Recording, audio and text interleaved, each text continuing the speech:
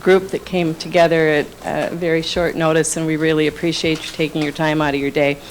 The reason we're gathered here today is because in conference committee this morning in Bismarck at the North Dakota Legislature, there was a vote on our requested $870 million. It did not pass, and the bill is now at $750 million, and will go to the House and Senate, are likely to vote on it tomorrow. We're encouraging a no vote on that on that current bill as it sits at the 750, and ask that it go back to conference and try to hammer this out. It's important to understand that we really appreciate all the hard work that the North Dakota Legislature has done and their support for this project in the past, but the $750 million that they're proposing leaves us at a significant gap.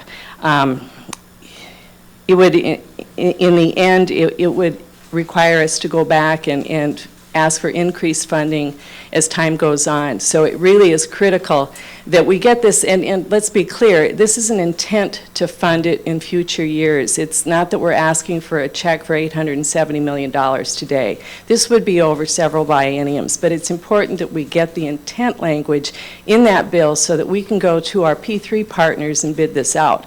And that's what we intend to do within the next year. So that's why this is so critical, and it's sometimes kind of difficult to understand all the nuances, but it really means a lot to this area, and we need to get this done in a timely fashion. We can see that, you know, every year can bring on the threat of flood, and we've certainly seen it again this year. I've worked very, very hard to keep the Harwood area and this area in Reed Township included in this flood protection. And we have today with us several of those folks that are directly affected by that. So at this point, I would just like to introduce Bill Rourke, the mayor of Harwood, and he can speak to that issue.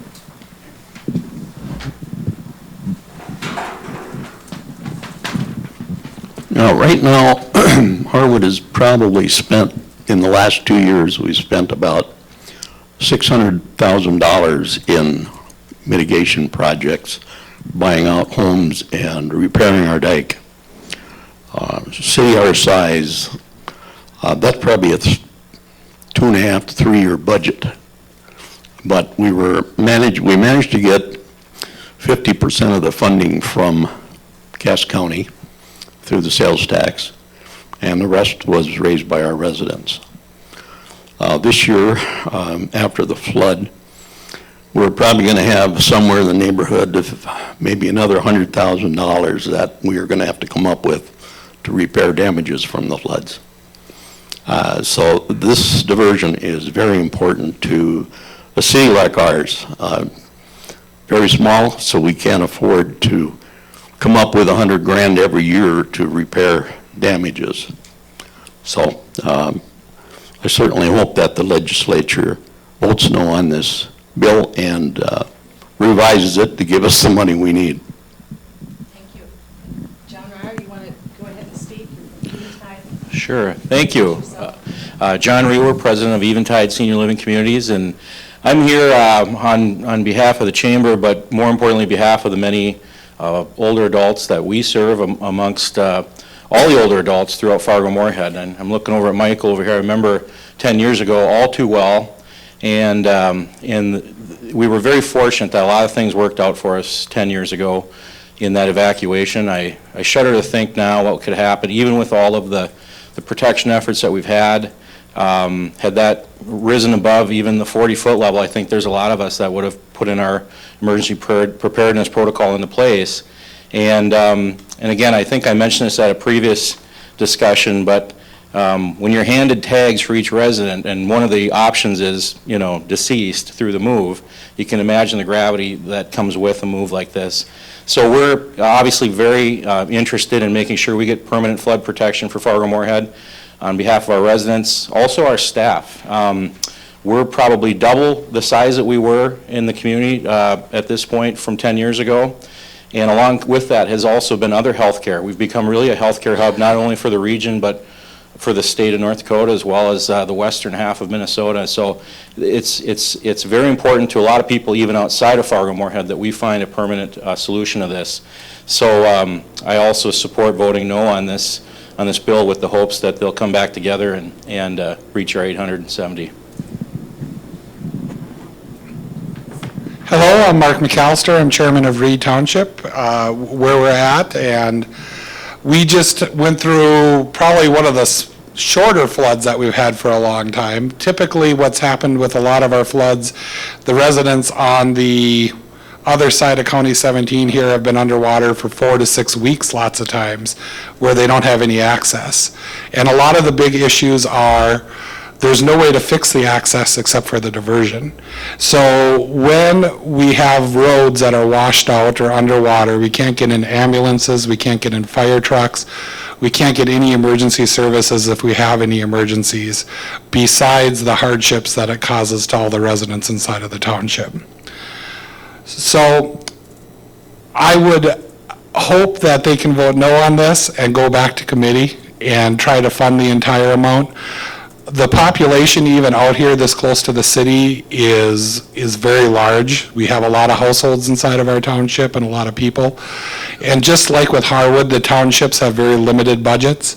So most of the time when we do have a flood, it takes us several years to recover our budget for all the damages that were caused. I would, if I had to guess right now, looking around my township, we probably have $140,000, $150,000 worth of work to do, just to get everyone back on the roads. And by the time that we do all the FEMA process, complete everything, it's going to be fall before everyone's roads are restored back to normal.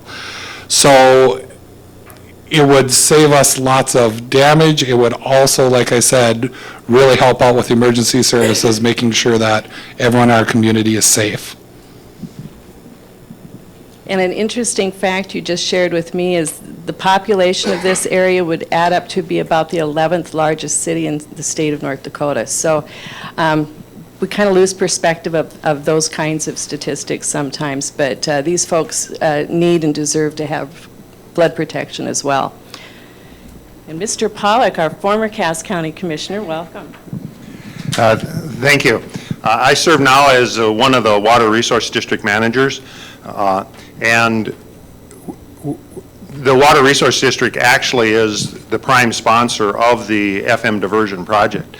And one of the issues that I think I'd like to ask the legislators to focus on is treating this project with the same degree of participation that they have, that they treat the other projects in the state and the ones that they will treat.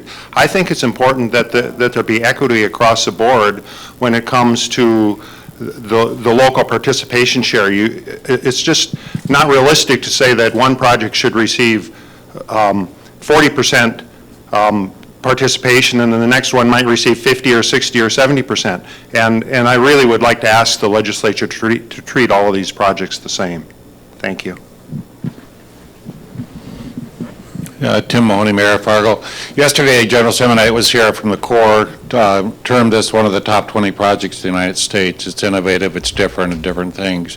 The thing we've been pushing them for is to do the project in less than 18 years. Average Corps project takes 18 years.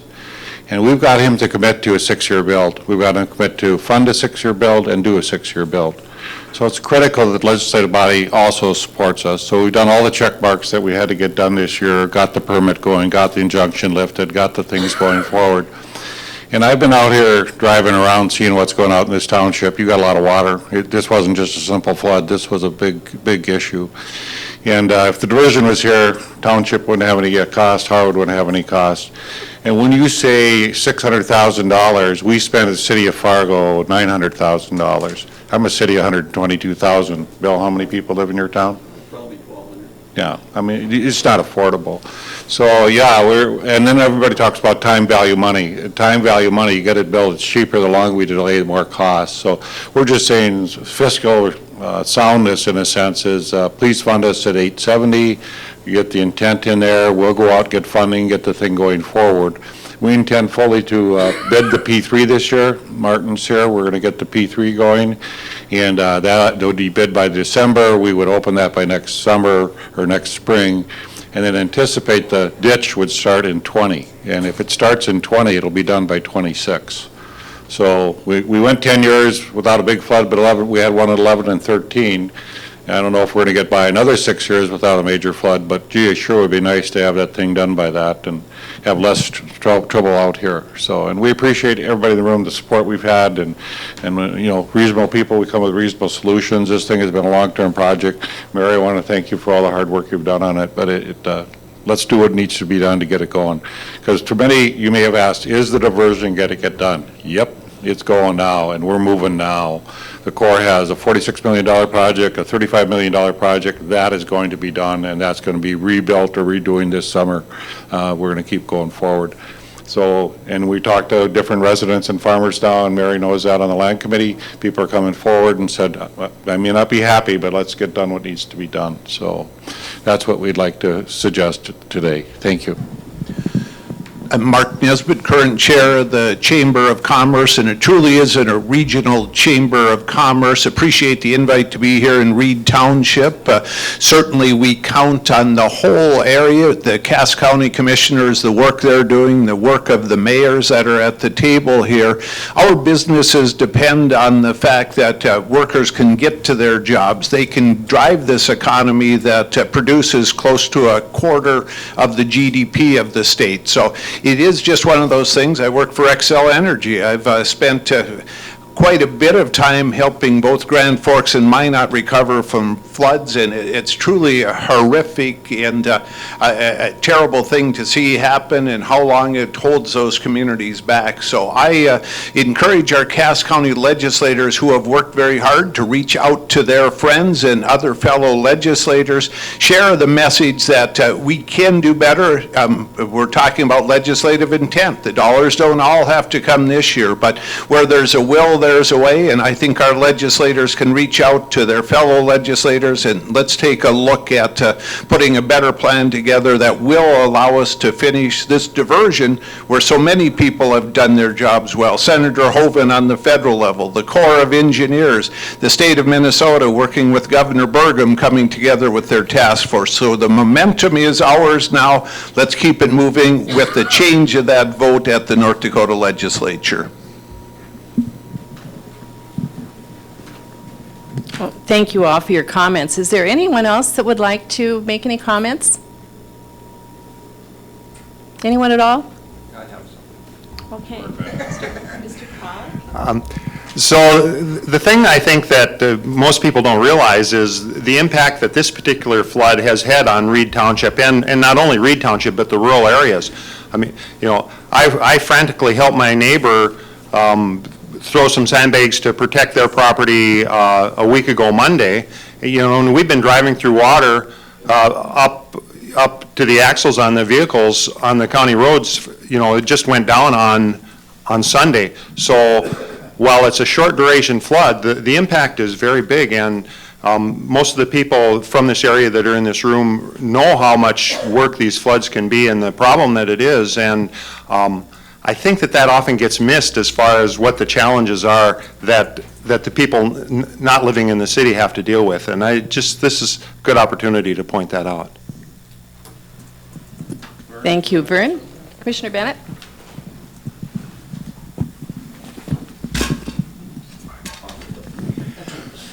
I'm Vern Bennett, Cass County Commissioner.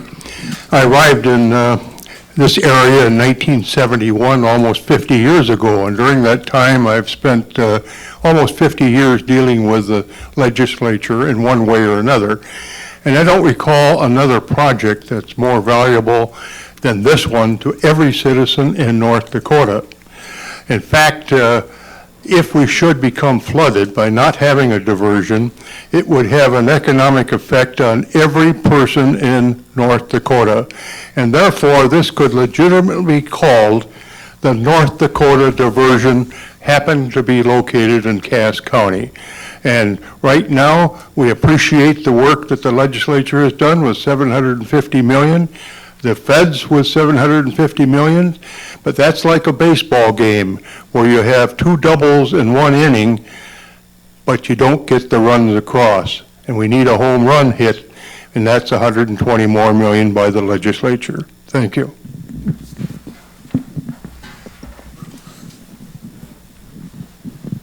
else? Anyone else like to make a comment? I would just add that in 2013, the legislature did promise to do a 50% cost share on this, and had we gone back to them with that 50% cost share, this would have been a $1 billion ask. So we're not asking for a nickel more than what we need, and trying to keep the costs down as much as possible, and that's why the P3 is innovative, and we can get the build done quicker, and it was mentioned, time is money. We are ready to go. We've checked off every single box, as Mayor Mahoney mentioned. We've got the injunction modified. We're working with both Minnesota and North Dakota on permitting, and we've got all of those boxes checked, and we will soon be moving forward on this, but we really need that funding. We need that commitment now to keep our costs as low as we possibly can. Without it, it's just, the cost is just going to go up, and it's going to cost everybody in the state more money rather than trying to save a little bit now. So with that, are there any questions for anyone here? Yes? Without your crystal ball, 120 million is all going back for further discussion. The time to vote and bring things back for a vote is only so long. What are our chances of having it dropped, brought forward as is, brought forward to full funding? You know, what happens next? That's a great question, and I'm not a North Dakota legislature, but I'm always amazed when I watched the process every 2 years unfold, and it's sort of like this mad dash to the finish line at the very end, and it's amazing. Things seem to fall in place at the very end, and that's what we're hoping for. I know they're working really, really hard. They put in a lot of hours and make a lot of sacrifices being away from home to get this done. But you know, your guess is as good as mine. But we're certainly, that's why we're here at this last minute, you know, to make that pitch to them, to make them understand how important it is to all of us. So what happened, it came out of committee today. It could go to the floor tomorrow. They might vote on it tomorrow. If the governor chooses to veto it, it's got 3 days to veto it. And if he vetoed it, then it would go back to have conference. If it comes out of the committee and they don't agree with the committee and say, nope, we don't like what you recommended, then it has to go back to committee and have another discussion. So the pressure you put on is really tonight, or emails, or different things we might send to them. Project's not going to stop. If they do the 750, we'll figure it out. We'll figure another angle to go at it. And you know, what they say is the revenue next session might be quite a bit higher. And with that quite a bit higher, we think we have reason to ask for that extra 120. So that's what we would do. So the worst case scenario is we would have 750 million? Yes. I should say, worst case scenario is there's some added financial costs. Maybe Martin could comment that, but the issue is it just costs you more. You know, we're trying to, what we've taken as philosophy of the DA's authority is we only ask what we need. We don't try to puff it up. And so sometimes people say you should ask for $1 billion, and then they cut it to 870, but we've never tried to do that. We've always tried to be honest. Here's what we need. Here's what would help us out. We'll work our way through it, and we're so close to it right now to get that extra federal money. It's not a little thing. That was $300 million. So, I mean, that's, although the government, when we talk, they're talking billions all the time, $300 million is still a lot of money. So we'll continue to push on it. 750 is wonderful. We can work around that. Would be nice if the intent was 870. Mark? Who do we need to put pressure on? Yeah. Who do we need? North Dakota legislators. Ron Solbach, Gary Lee, our representatives around here.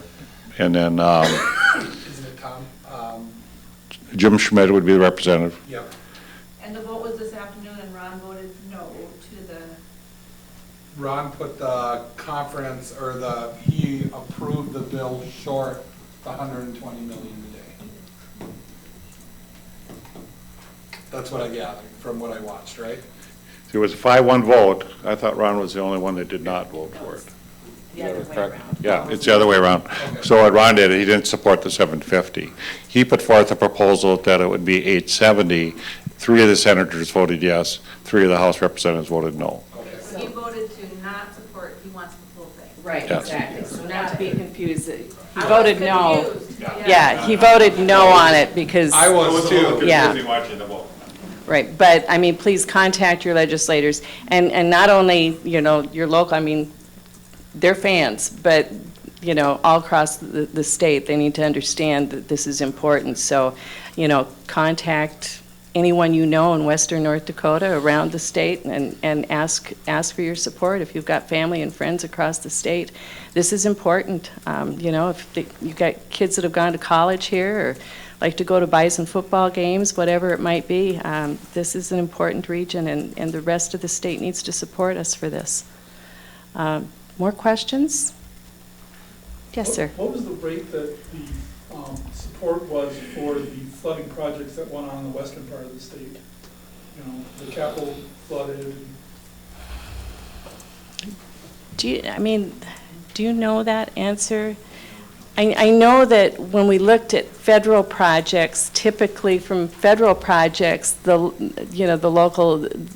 federal input is usually like 29%, and then the rest of it would be split. So, I mean, Cass County has really, what's always impressed the feds especially, is that we've voted to tax ourselves for this project. That's how important it is to us. They're also very impressed that we know how to roll up our sleeves and fight a flood, which you guys all did this last couple of weeks. When the General Semonite was here yesterday, I mean, I think that's one of the reasons that they really want to see this get done, because, you know, we're not sitting here helpless. We're ready to pitch in with our time and our efforts and our money, but, you know, there's just only so much, and, you know, the federal government is willing to support us on that, and we need the state to do that as well.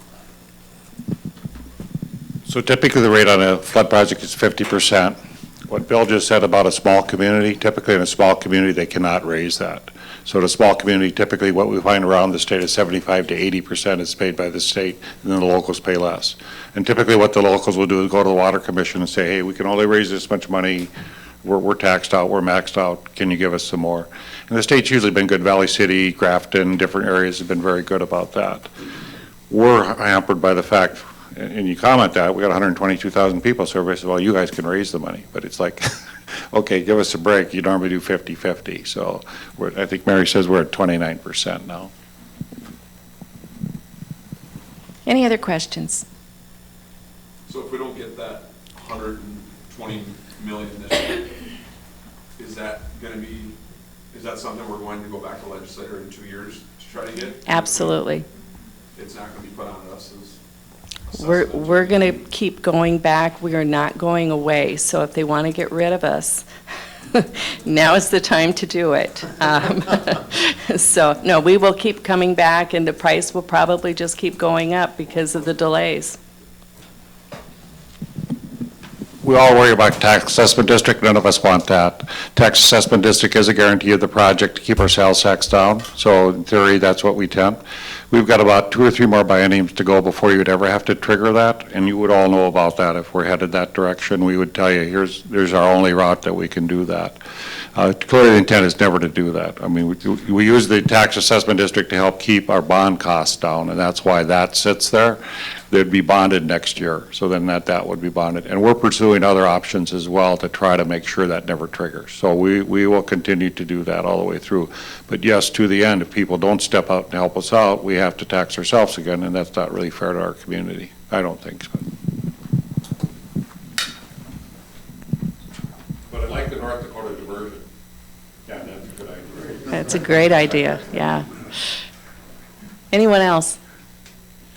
Commissioner, if you could maybe talk about the P3 and why this window and why it's critical that the full intent be recognized. I think it's something that's fairly critical. Certainly. And the P3 is, it's a unique situation for this project, and it's the Corps is really attracted to this project because it's a pilot project for them. This is the first federal P3 that they've been involved in, and they'd really like to see this succeed. So what we do, we have the channel I'll start with the inlet and the retention area, the dam on the southern embankment there. That would all be built by the Corps of Engineers. And that's the federal part of it. But the channel itself, the 30-mile channel that would be wrapping around north to south, would be bidded out to a contractor, and that's where you get the P3, the private-public partnership. And that's in the works right now. We had to put that on hold too, but that bidding process will continue to go out throughout this next year, and I believe next fall we'd be really actively looking at that. But what we need to do to get a favorable bid from those individual companies is to make sure that our financial package is secure. And we can't wait the next biennium when the legislators meet and say, oh yeah, now we've got it, we need it now. We need to show them that we've got the funding in place and we're ready to go. That gives a guarantee to those bidders that we are secure. They've been waiting for, the other pieces as well, and that's why the federal government stepped up so quickly for us, and we were able to get the injunction lifted. I mean, everybody understands how critical this is, and we just need to make sure that the rest of the state understands it as well. When they start when are they going to plan on starting on the north end where it dumps into the wreck? Probably, we're acquiring land right now, and so the lands will be acquired within the next year on the channel. But when the actual construction begins, would be up to whoever wins that bid and where they decide they need to start. We understand that there's a potential cost savings of $50 to $60 million on the project if we can acquire all that land ahead of time so they can figure out their best practices and how to economize it the best. But, I would expect next year.